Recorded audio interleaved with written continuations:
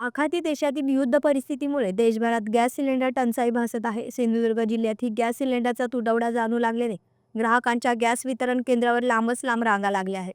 याच पार्श्वभूमीवर कुडाळ येथे शिवसेना ठाकरे पक्षाच्या वतीने माजी आमदार वैभव नाईक यांच्या नेतृत्वाखाली जोरदार आंदोलन छेडण्यात आले. शिवसैनिकांनी रिकामे गॅस सिलेंडर डोक्यावर घेऊन जोरदार घोषणाबाजी करत कुडाळ तहसीलदार कार्यालयावर मोर्चा काढत गॅस टंचाईकडे प्रशासनाचे लक्ष वेधणे. देशात नरेंद्र आणि राज्यात देवेंद्र पण मिळत नाही गॅस सिलेंडर अशा घोषणांनी परिसर दणदणून सोडला. गॅस पुरवठा सुरळीत न झाल्यास व्यावसायिकांची ही पर्यायी व्यवस्था करावी अशी मागणी करण्यात आली. 2 दिवसात सकारात्मक निर्णय न झाल्यास मंगळवारी सिंधुदुर्ग जिल्हाधिकारी कार्यालयासह जिल्हाभर तीव्र आंदोलन छेडण्यात येईल असा इशारा माजी आमदार वैभव नाईक यांनी दिला.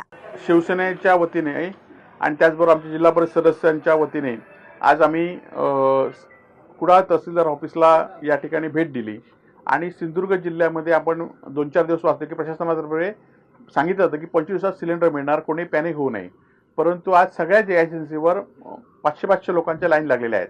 लोकांना बुकिंग 4-4 दिवस लावून सुद्धा बुकिंगचा नंबर होत नाही आणि अशा असताना गॅस एजन्सी असतील किंवा आज पेट्रोल डिझेलची सुद्धा कमतरता झालेली आहे आणि त्यामुळे प्रशासन सांगते तसं या जिल्ह्यामध्ये परिस्थिती नाही. ह्या जिल्ह्यामध्ये कठीण परिस्थिती लोकांची झालेली आहे.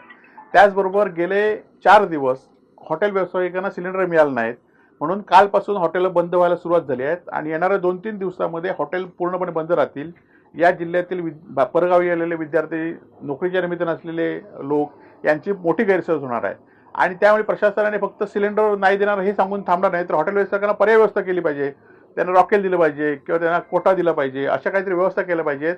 नुसते हॉटेल बंद करून ही चालणार नाहीत. ही हॉटेल ही खरं तर लोकांची गरज आहे आणि अत्यावश्यक गरज आहे आणि त्या विरोधात आम्ही आता जिल्हा पुरवठाधिकाऱ्यांशी बोललोय, जिल्हाधिकारी मॅडमांशी बोललोय आणि त्यांनी त्या संदर्भात सगळ्यांची बैठक घेऊन लोकांना 400-500 लोकांच्या लाईन आहेत, त्या लोकांच्या लाईन कमी करण्याचं आणि त्यांनी या संदर्भात आढावा घेण्याचं सांगितलेलं आहे.